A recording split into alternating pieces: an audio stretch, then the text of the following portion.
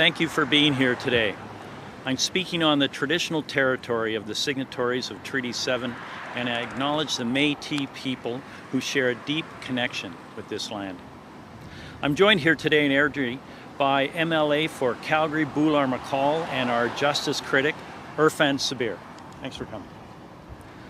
There is no arguing that the crisis in our healthcare system is impacting every community in this province. Right here in Airdrie, the city is growing fast, but health capacity and support are not growing at the same rate. The Airdrie Community Health Centre has had to close overnight on weekends throughout the summer, forcing residents to travel to Calgary and nearby communities which are already experiencing longer emergency wait room times and ambulance response times. Across the province, ambulance wait times are getting longer and longer. Last week, our caucus shared data showing that AHS is declaring a red alert. That's times when there are no available ambulances, hundreds of times a month in Calgary. When there are no ambulances available to help Albertans in the city, that means resources must be pulled from other communities. And we have new data today that shows just how often this is happening. We have obtained information from AHS which shows that ambulances in the communities Airdrie, Chestermere, Cochrane, and Strathmore have been dispatched to Calgary thousands of times in the last 3 years. In the last 3 years, ambulances for these 4 communities were dispatched to Calgary 30,000 times. That's Airdrie ambulances responded to Calgary emergencies 2,700 times in 2019. Last year, that number nearly tripled to 7,300. Cochrane ambulances responded in Calgary 1,000 times in 2019, increasing to more than 3,700 times last year. Chestermere sent ambulances to Calgary for 1,600 times last year, the highest ever for this small community. And Strathmore EMS is shocking. In 2019, 850 ambulances responded to Calgary.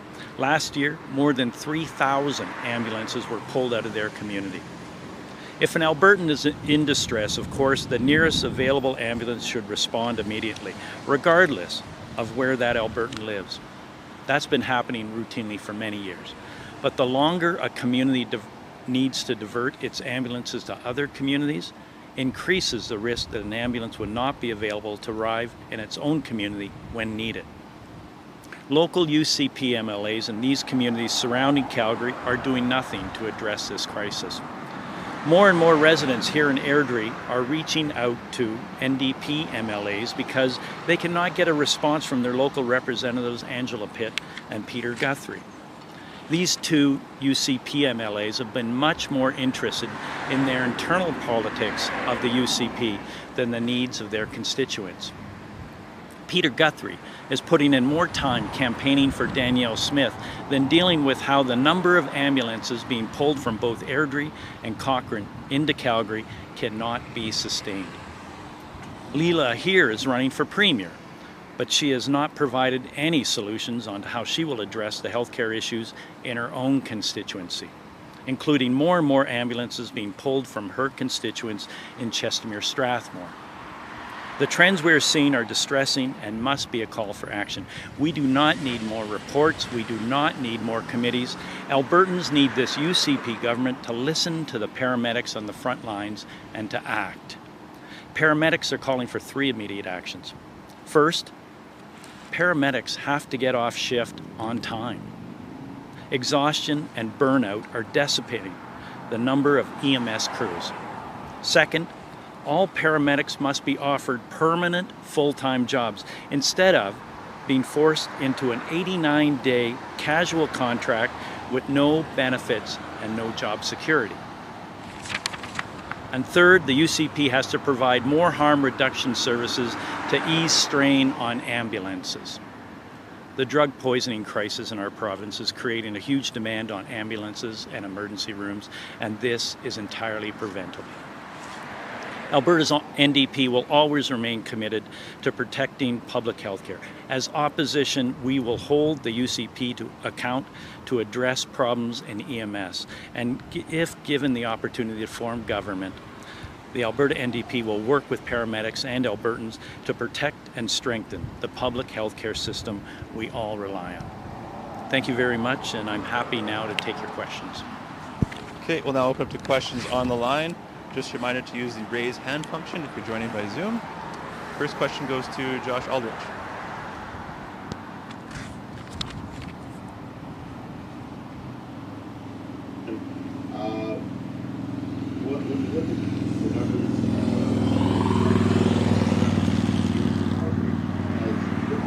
Has there been a measurable impact on those communities in terms of missed calls or delayed in calls to emergency responses in those communities? Yeah, I didn't hear the first part of your question, but I think you're saying what's the impact on the surrounding communities if the ambulances aren't available in their own communities, and you know, you can just imagine somebody walking into this urgent care center right here in Airdrie and wanting to and needing more support than they can be provided here. And the ambulances in this community are away in neighboring communities or in Calgary. You can just imagine the distress and the upset, not only for those individuals, but for the professionals taking care of them. So we really need there to be a properly resourced EMS system in this province, and the paramedics have given 3 ways that actions that can be taken immediately for that to happen, and we need the UCP government to step up and listen and take action. Did you have a follow-up, Josh?